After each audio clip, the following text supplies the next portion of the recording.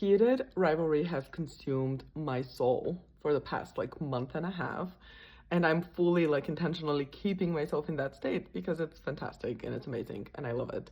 And now I'm talking on my podcast about it. I recorded an episode on my podcast, You're Working Too Hard, talking about one specific aspect or like one specific storyline in Heated Rivalry, and there's no spoilers. So if you haven't watched the show, like don't worry about spoilers, although you absolutely should go and watch the show. Like, what are you doing?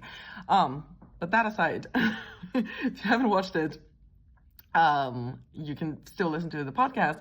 And what I'm talking about there is like this specific thing that relates to my work, which is like, as you know, I work with perfectionists and I work with people who procrastinate out of perfectionism and out of like a lot of negative self-talk. So I address specifically like negative self-talk and how like where that comes from. I also talk a lot about, you know, Eastern European parenting and how that's portrayed on the show.